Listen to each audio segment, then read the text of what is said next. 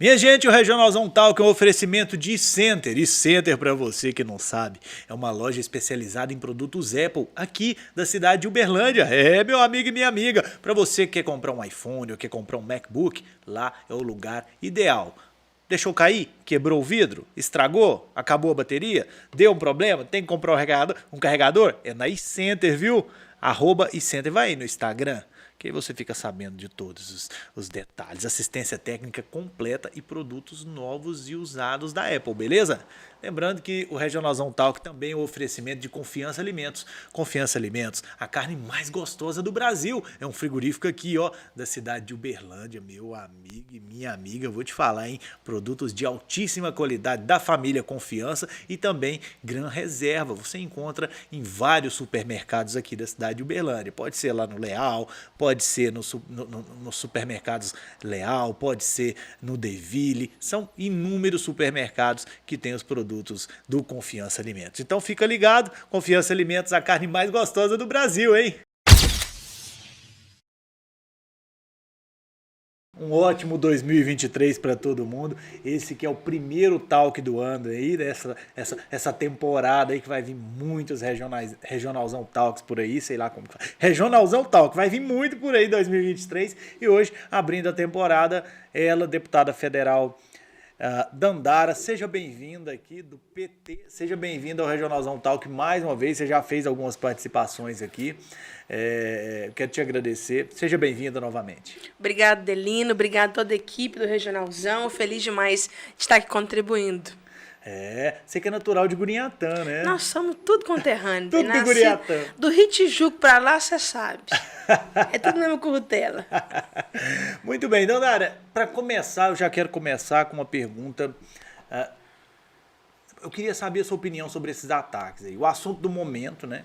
Esses ataques ao Congresso, ao Supremo Tribunal Federal, tudo isso que aconteceu aí nas últimas semanas. Como é que você avalia isso? Você já sendo deputada eleita, sendo do núcleo do PT, qual que é a sua opinião, qual que é a sua análise sobre isso? Primeiro dizer que esses atos foram atos realmente antidemocráticos, que atacaram instituições democráticas, que pediram, inclusive, o fim do Congresso, a destituição de um presidente eleito do Supremo Tribunal Federal, e foram ataques organizados, com estratégia, inclusive, ao que tudo indica, com a conivência de muitas autoridades, porque só chegou no patamar que chegou a ponto de conseguir invadir os três poderes, depedrar o patrimônio público como foi feito, porque houve a conivência de muita gente grande e importante.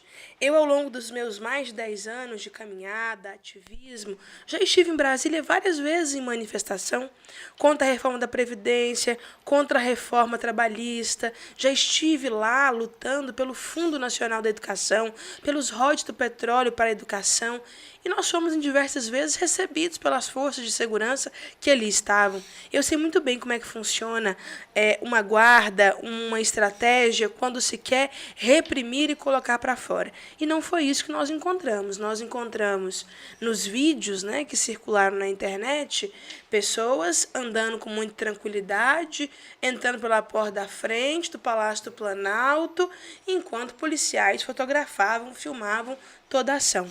Acho que o tiro saiu pela culatra e as pesquisas, inclusive, estão mostrando isso, que 92% da população rejeita os atos que aconteceram no nosso último final de semana, no domingo. 92%? Foram feitas pesquisas para analisar isso? Com certeza. Perguntaram se aprova, se reprova, se as pessoas deveriam ser presas, se as pessoas deveriam pagar.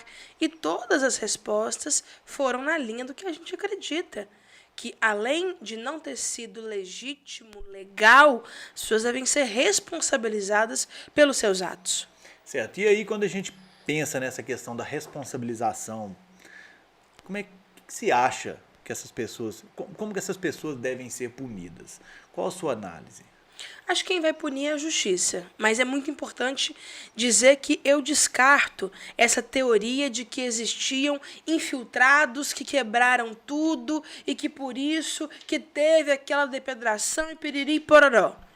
Ora, para ter o nível de destruição que teve nas 3 casas, tinha que ser pelo menos 1.000 pessoas infiltradas, entrando praticamente ao mesmo tempo, durante mais de 2 horas de invasão e terrorismo. As imagens que saíram no Fantástico nesse último domingo são reveladoras de como que a segurança, a polícia legislativa teve que atuar para tentar conter ainda mais os danos no Congresso Nacional, segurando ali, enfrentando rojão de água, pedra de aço, de metal, enfrentando coisas absurdas. E a tranquilidade como eles entraram no Palácio do Planalto, quebrando vários itens de arte importantíssimos. A princípio, você acha que teve uma conivência das autoridades? Não tenho dúvida disso. Nenhuma porta da frente do Palácio do Planalto foi quebrada. Por quê? Por onde que eles entraram? Por que é que o GSI dispensou a guarda-reserva 20 horas antes dos ataques? Eu conheço muito bem Brasília. Atrás do Palácio do Planalto fica um batalhão. Gastaria 8 minutos para chegar, levaram 2 horas. Por quê? Além desses atos, muita gente fica bravo da imprensa tratar como ato terrorista, mas são atos terroristas e antidemocráticos, pelo menos na minha visão. Teve também atos aqui em Uberlândia, nas rodovias, teve ali as paralisações nas rodovias também. Qual que é a sua visão dessas paralisações, voltando um pouco, né, na linha do tempo do que tem acontecido? A nossa Constituição garante o livre direito a se manifestar. E se tem uma coisa que eu já fiz na vida foi manifestação. Mas tem uma diferença muito grande quando você vai para a rua lutar para ter mais direitos, lutar para ter mais emprego, melhores condições de vida, lutar por igualdade, e quando você vai para a rua pedir intervenção militar, destituir um presidente eleito, fechamento do Congresso, fechamento do STF, quando você vai para dentro de um espaço de poder, quebrar e depedrar todo aquele espaço, inclusive itens de arte e obras valiosíssimas, não só do ponto de vista financeiro, mas também do ponto de vista político, histórico. Tem uma diferença muito grande. Você está conseguindo acompanhar essas investigações, entendeu? Eu estou vendo que o Ministério Público está agindo, principalmente nessas paralisações. Houve ali uma paralisação na BR, na 050, né? E inclusive eu fiz a transmissão ao vivo do momento, tentaram intimidar a imprensa e tudo mais, e o Ministério Público está agindo nesse caso e também está agindo porque saíram manifestantes de Uberlândia, de Uberaba, de Tuiutaba, de todas as cidades da região. E você está conseguindo acompanhar essas investigações? Você tem informações sobre isso ou não? Eu estive no Ministério Público Federal na semana passada.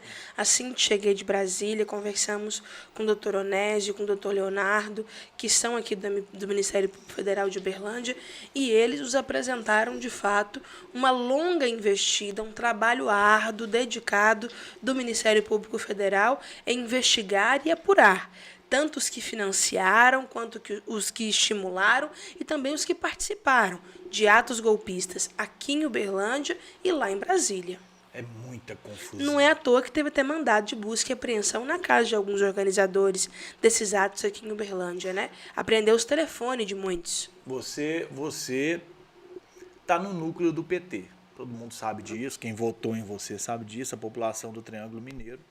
Acho que não tem nenhuma dúvida com relação a esse seu posicionamento no núcleo do PT. Será que o partido teme novos atos desse? Entendeu? Você acredita que podem ocorrer novas manifestações? Manifestações não, novos atos terroristas desse ou não? O PT ele não está temendo, ele está se preparando para o que possa acontecer num futuro próximo e também a médio e longo prazo. Não é à toa que nós nomeamos um interventor nas forças de segurança do Distrito Federal para fazer um limpa geral nesses infiltrados que estão há bastante tempo trabalhando contra o Estado Democrático de Direito, contra as instituições.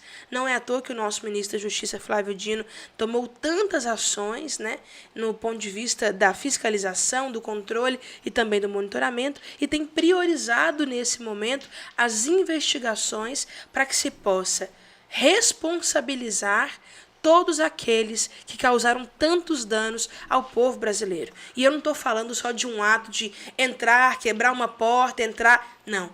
Era um ato em que se pedia a destituição do presidente legitimamente eleito. Um ato em que se depedrou completamente o plenário do Supremo Tribunal Federal. Esse ato de pedir a deposição de um presidente, ele é inclusive inconstitucional, né? Tem um rito hoje previsto, né? Quando vai haver qualquer tipo de denúncia, indícios de ilegalidade, há um rito que se procede. No golpe contra a presidenta Dilma foi assim. Governo, essa instabilidade na democracia. Como que a gente vai fortalecer isso na sua visão? Fortalecer a democracia ou esses atos antidemocráticos? Não, fortalecer a democracia.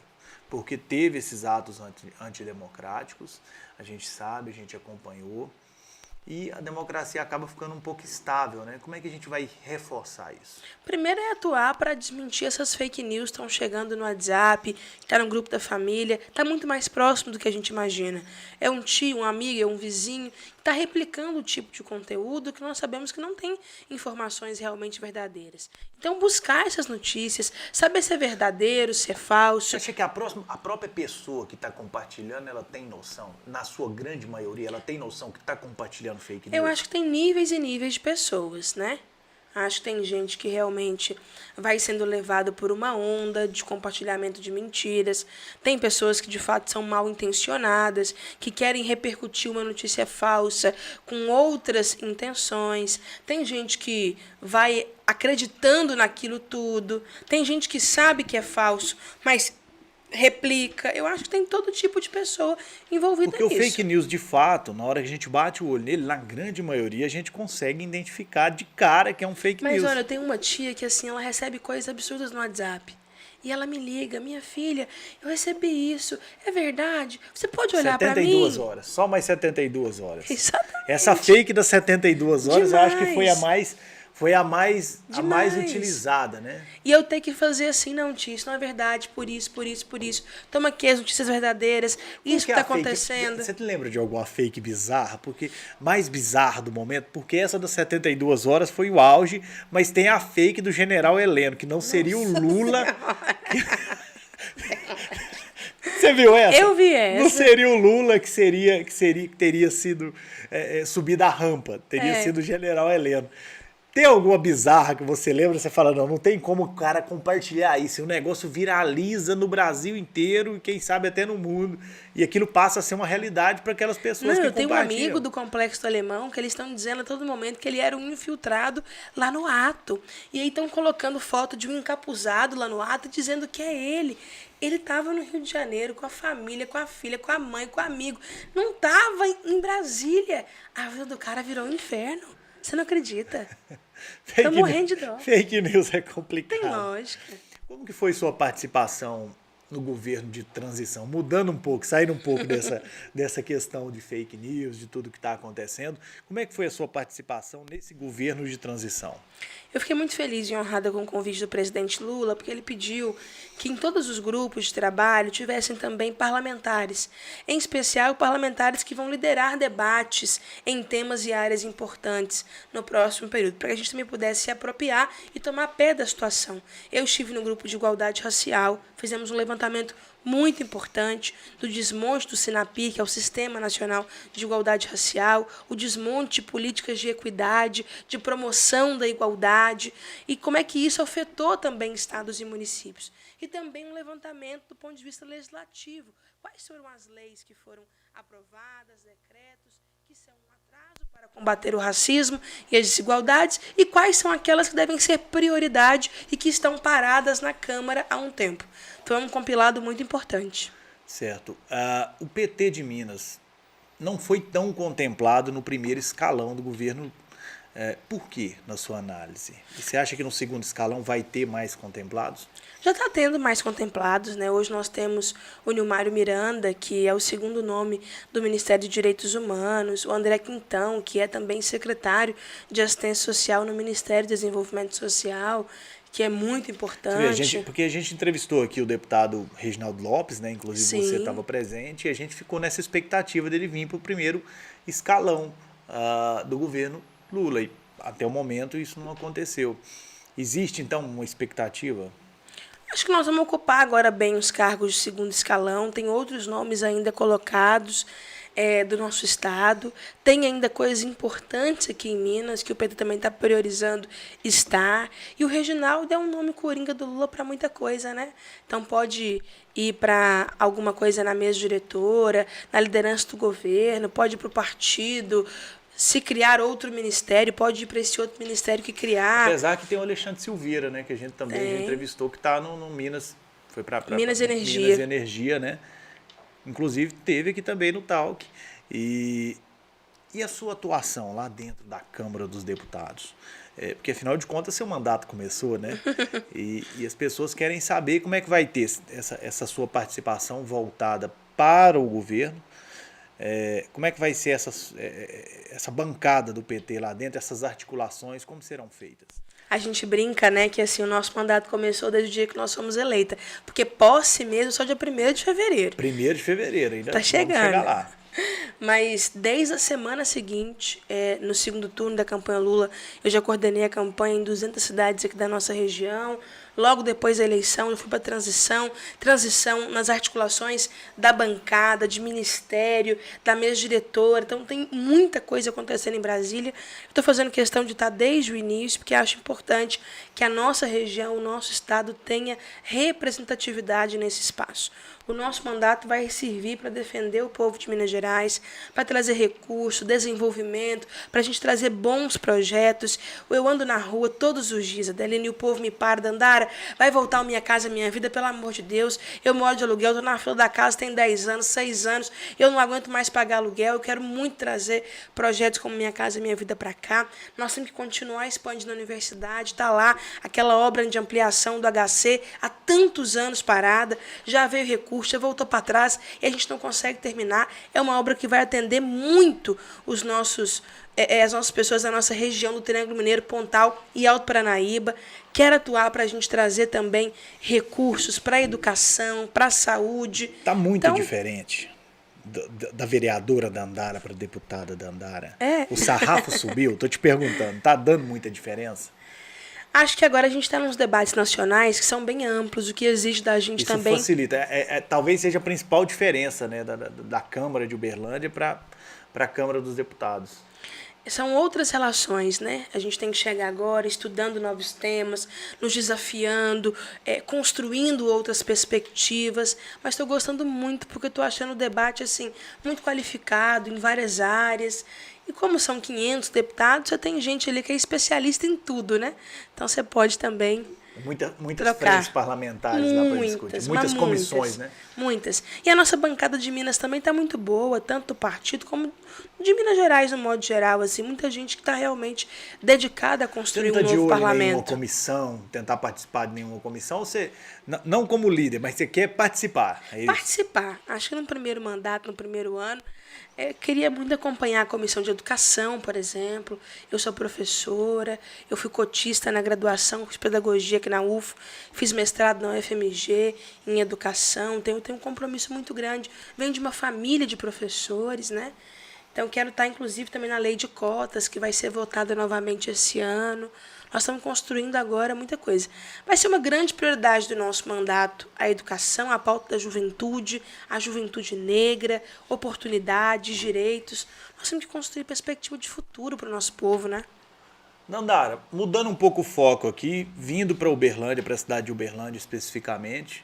Uberlândia, o prefeito Odelmo está no seu segundo mandato e até o presente momento existem algumas sucessões que podem ou não acontecer. Existem alguns nomes no grupo do prefeito Odelmo, entendeu? Como o Paulo Sérgio, como o Leonídio, como nomes que podem ser uma sucessão ou tentar encaixar uma sucessão para o governo Adelmo.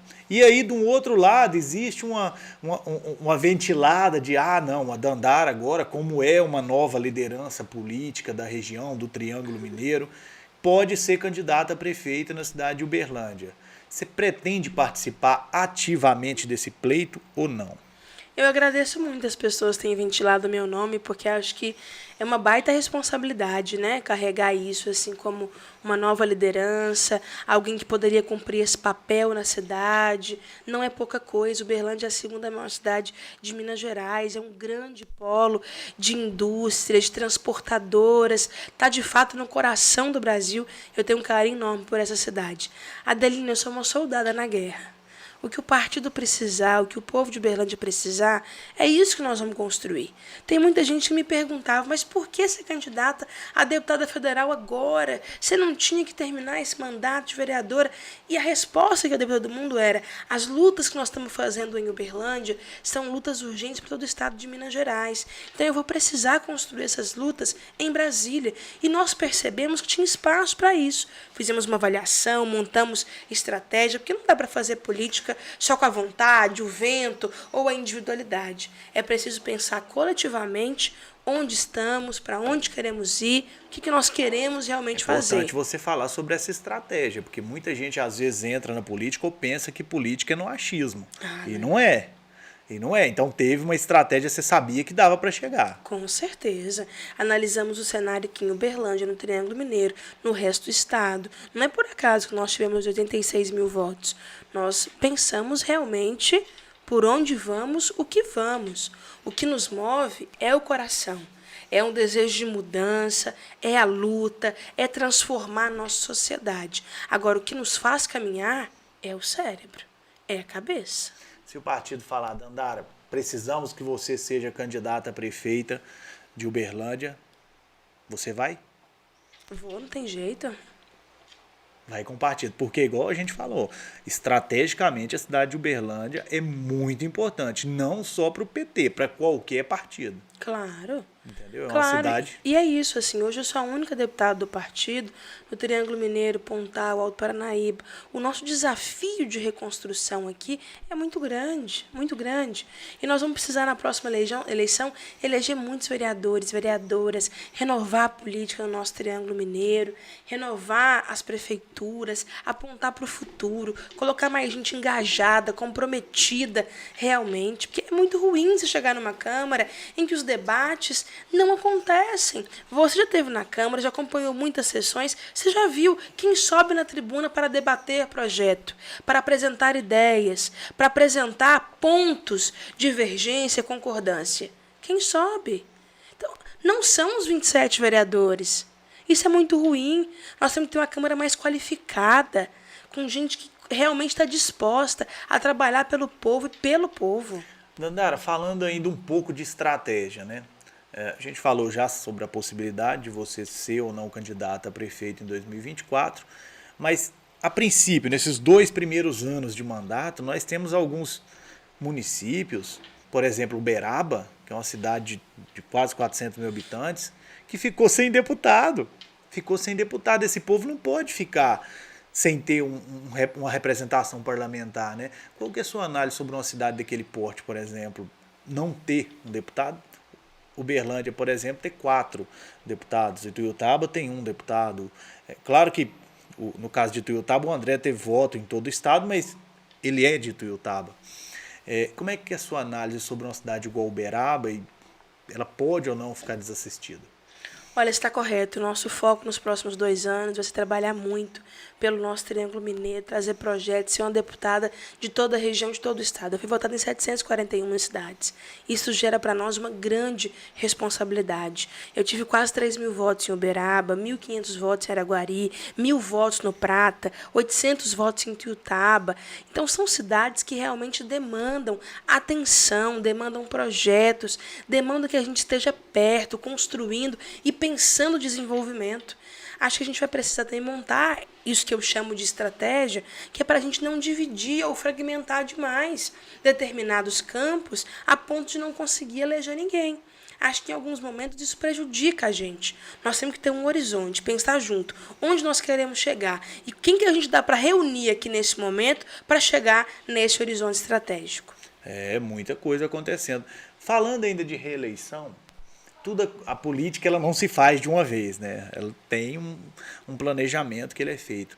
O Lula, 2026, você acredita numa campanha de reeleição dele ou você acha que ele já tem trabalhado para pensar numa sucessão? O Lula está trabalhando para fazer 4 anos de um bom governo. Ele tem dito isso a todo momento. Que ele quer sair depois de 4 anos, superando a questão da fome, da desigualdade, com as pessoas fazendo pelo menos 3 refeições ao dia, garantindo mais dignidade, acesso à educação, à saúde. Ele tem dito muito, estou trabalhando para 4 anos, mas acho que nós não estamos num estado de normalidade, que dá para fazer tantos planos assim para o futuro. Por exemplo, quando o Lula saiu em 2010, ele disse, não vou mais me candidatar, estou aposentando, ventilou uma aposentadoria. Se não fosse o Lula nesse momento, acho que dificilmente conseguiríamos derrotar o fascismo, o ódio e o conservadorismo como nós derrotamos. Então, é preciso que a gente tenha um planejamento realmente, pense daqui 4 anos, 8 anos, a sucessão na esquerda, novos nomes, formar novos quadros, mas acho que nesse momento o foco do Lula tem sido essa reconstrução que vai ser muito árdua. Porque se a gente pensar, a direita vai vir forte. Ela vai vir forte para uma eleição. Ela não vai vir... 2026? 2026. Ah, vamos esperar para ver. Você não acha, não? Você imagina só, 2018, 2014, 14. A eleição foi entre Dilma e Aécio. Perfeito.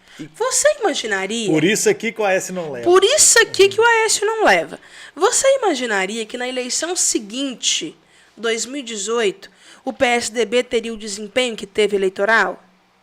Não, foi vergonhoso. Nessa eleição de 2022, mas aí nós estamos falando de um partido específico. Mas olha o que aconteceu com a direita mais moderada, Aécio PSDB. 2018 e agora 2022. O que aconteceu com a bancada de deputados, de senadores? O que aconteceu com os nomes deles a presidente? Então, eu acho que nós estamos num cenário ainda muito instável. Não dá para a gente mensurar que a direita vem tão forte assim para 26. Talvez, agora voltando um pouco, vamos trabalhar um pouquinho no talvez, que aí é hipótese, né? Que aí é hipótese. Um exemplo, se o ex-presidente Bolsonaro perde a eleição, pega o microfone e fala, meu povo, perdemos a eleição. Vamos fazer uma oposição forte e daqui 4 anos a gente vai tentar ganhar a eleição. Eu acho que o cenário é outro, né? Você acha que ele tem capacidade de fazer isso? Não acho. Mas não acho mesmo. Mas estou dizendo o seguinte, se ele faz isso, o cenário é outro, né? Tem uma diferença, né? Entre os meninos e os homens, tem uma diferença entre um carregador de caixa, fantoche e um líder. O Lula é líder, o Bolsonaro não é. Ele foi... assim, cumpriu um papel para um setor e vai ser lembrado na história como o pior presidente da história do nosso país. Esses presidentes... Você imagina só nesse ataque domingo, dia 8. O que faltou ali naquele momento? Cá entre nós. Faltou um líder. Diferente do que teve em outros países da América Latina, como, por exemplo, na Bolívia, quando atacaram, invadiram o Congresso, fecharam tudo. Aquele Guaidó gritou na hora, sou presidente. Ali não tinha. Quebrou tudo. E quem ia gritar, quem ia tomar a frente, quem ia coordenar, mas entrou, quebrou e vai acontecer o quê? Essa sumida do Bolsonaro, você acha que deixou um ambiente mais caótico? Covarde, que não tem coragem de enfrentar de frente, de peitar, não tem coragem de arcar com as consequências dos atos dele. Você acha que o Bolsonaro vai ter coragem de fazer o que o Lula fez, por exemplo? Que foi ficar, se entregar, ficar preso 500 e tantos dias, provar a sua inocência, sair pela porta da frente da prisão? Há qualquer indício de retirar o sigilo, Bolsonaro fugiu mesmo antes da posse. Acho que ele não volta pro Brasil. mesmo antes da posse. Você acha que ele não volta para o Brasil? Acho que dificilmente ele volta. Só se conseguir uma extradição, alguma coisa judicial. Mas por livre e espontânea vontade, Você não acredita, não? acho muito difícil. Enfrentar de cara limpa, dizendo sou inocente igual o Lula fez, não tem coragem, não. Antes da posse, o Lula já foi embora. Porque o Lula disse, meu primeiro ato vai ser tirar o sigilo. E nós estamos vendo aí agora o que está saindo no sigilo. O que está saindo no sigilo? Nossa, padaria, hotel... 9 mil reais em pão. No cartão corporativo. É um negócio absurdo. Um negócio absurdo. 109 mil reais, um restaurante sabor de casa, desse tamanhozinho, que o Marmitex custava 20 reais. Nós fizemos a conta lá, tinha que fazer quantos Marmitex por dia, JP? Uma 5 mil? Uma cacetada. Para alimentar todos os habitantes de Uberlândia. Para o público entender. Isso era o pão de queijo, Vamos não era lá, o Marmitex, vamos não. lá, vamos lá. Tô Não, mas perguntando para o Marmitex. público entender. Pão de queijo, né? Então, meninas, é o ideal. Porque você que está acompanhando fora do estado, nós em Minas Gerais temos capacidade de comer um pão de queijo com um pedaço de queijo dentro. Numa facilidade. E pra gente não é estranho. É estranho pra você, meu cara? De jeito nenhum. Então, Se nós tiver o queijo com pernil, então... nós temos capacidade para isso. Mas voltando à história do cartão corporativo, eu gostaria que você explicasse para o povo o que é o cartão corporativo de um presidente e o que contempla ter esse cartão corporativo. Para quem não está entendendo, tá vendo esse burburinho na mídia aí, tá gastando 100 mil em padaria, não sei mais o que, 200 mil, 300 mil, explica para o povo isso. Eles ficam, inclusive, comparando, né, os gastos do Bolsonaro com os gastos do Lula. Mas não dá para comparar, porque na época do Lula, os gastos de todos os ministros eram embutidos no mesmo cartão, na mesma fatura. De 2018 para cá, isso separou. Então, uma coisa é o cartão dos ministros, outra coisa é o do presidente. E aí, quando se coloca um cartão corporativo, é para se pagar coisas básicas do dia a dia. Você não está no Palácio do Planalto, não está no Palácio do Alvorada, está numa agenda externa e precisa almoçar? Compra o almoço. Você está indo e voltando de viagem, tem que pagar uma gasolina? Paga a gasolina, mas não é para virar um oba-oba como virou. 109 mil reais num restaurante num único dia. Olha aqueles abastecimentos dos postos de gasolina. Esse cartão seria para ele e a equipe dele ali, que está andando com ele. Sim. Para pagar os custos dele. Mesmo assim, não dá, né? Muita coisa, né? Olha os gastos em postos de gasolina, todas aquelas motocicletas que tiveram. É assim, 10, 20 abastecimentos de 10 mil, 20 mil, 30 mil numa sentada. Então você acha que com esse cartão corporativo ele patrocinou as motocicletas? Com certeza, vai provar isso, tá lá. As datas batem. O dia que pagou o posto, o dia que onde que o Bolsonaro estava, o que estava fazendo? Aquelas motocicletas de quilômetro afora. Então, mas provando isso sendo provado, Bolsonaro pagou as motocicletas com cartão corporativo. Isso é juntado e entregue ao Ministério Público e é aberta uma investigação? Como é que funciona isso? Abre a investigação e se instala um inquérito, né, para apurar o que de fato aconteceu. E aí, abrindo o inquérito, a polícia vai decidir se sim ou se não, é culpado, não é culpado, periri pororó, e encaminha para o Ministério Público dar andamento. E isso é o sigilo de 100 anos que ele falou. São algumas coisas que estão sendo descobertas, né? A primeira coisa, agora o cartão corporativo, mas tem muito mais coisas que está em sigilo de 100 anos que o Lula está retirando. Que coisa, hein, Dandara? Cartão de vacina, as visitas que recebia cartão no de Palácio vacina? do Planalto. É claro. O Bolsonaro não disse que não vacinou e ficava falando que quem vacinasse ia virar jacaré. Nós queremos ter acesso ao cartão de vacina do Bolsonaro para saber se ele realmente vacinou ou não. Por que ele colocou o cartão dele escondido 100 anos? Por quê? Você já pensou se o Bolsonaro vacina? Se o Bolsonaro é vacinado? Coisa que eu pessoalmente acredito. Não consigo acreditar. Não dá. Se o Bolsonaro vacina... Se o Bolsonaro vacinou, é uma coisa absurda, né? Vamos ver. Por que esconder? Minha avó dizia, quem não deve, não teme. Que coisa. Só vai esconder uma coisa que você não quer que a pessoa veja, não é isso? 100 anos de sigilo.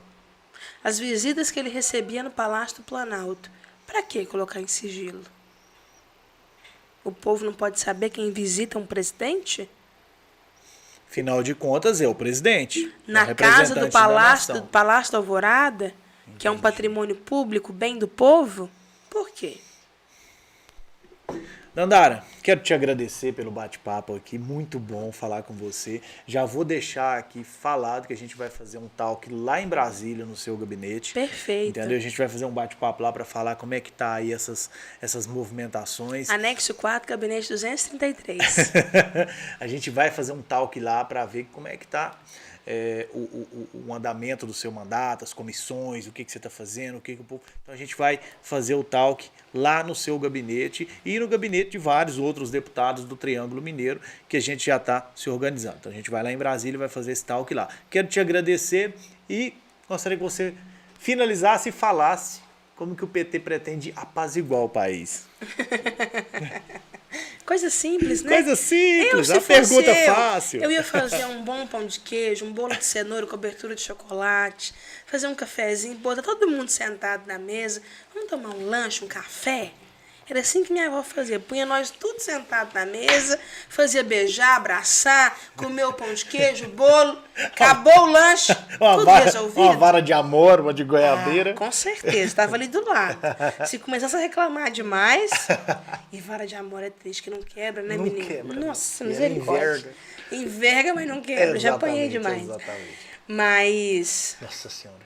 Acho que vai ser um trabalho árduo esse de reconstrução, porque é preciso os dois lados quererem. Não adianta só um campo, uma pessoa fazer movimentos. A política é a arte do gesto. É preciso ter gestos. Acho que já teve um gesto muito importante, quando no dia seguinte daqueles ataques, Lula consegue reunir os 27 governadores desse país, o STF, descer a rampa, braços dados. Foi um grande símbolo para a democracia, para a história, um grande símbolo de resgate da nossa Constituição, de um acordo, um tratado que foi selado em 88, que nós precisamos resgatar. Nós devemos ter diferenças, pensar diferentes. É normal. Eu não tenho que pensar como todo mundo. Mas nós devemos respeitar e entender, acreditar nos processos que são constituídos. Inclusive esse foi um argumento do próprio PT por ter se juntado com o Alckmin. Com certeza. Você imagina dentro da própria esquerda. Por que nós somos tão diferentes? Tem PSOL, PDT, PCdoB, PSTU, UP, UPT. Nós somos múltiplos, diversos. Cada um vem de uma linha, de uma corrente. Pensa de um jeito. Não precisa de pensar igual. Agora, nós chegamos num momento de tanta radicalidade, onde vizinhos, pai, filho, amigos estão se odiando por visões e perspectivas diferentes da política. Eu acho que a política ela deve ser usada para mudar a vida das pessoas, melhorar a vida das pessoas. Por isso que eu estou na política, porque eu acho que é a parte da política que consegue ter mais creche, o asfalto, o postinho. Não estou na política para ficar dividindo, causando ódio, tensão, briga daqui, briga dali. Muitas vezes, eu prefiro assim escutar o ponto de vista do outro do que chegar logo de cara. Eu penso isso, tá errado, tá mentindo, piriri, entendeu? Eu vou conversar com uma pessoa que pensa diferente de mim, não adianta eu falar pra ela porque o Lula é santo, ele é um Deus. Não. Eu tenho que também entender o ponto de vista dela. Então, essa mudança que o PT quer fazer no país só vai dar certo se a gente começar dentro das nossas casas. Fazendo as pazes, olhando no olho, tendo tranquilidade. Muito bem. Quero agradecer. Obrigado, viu, Dandara? Obrigada eu. Agradecer a audiência de todo mundo que acompanhou a gente até aqui. Esse e muito mais no seu Regionalzão, o maior portal do Triângulo Mineiro.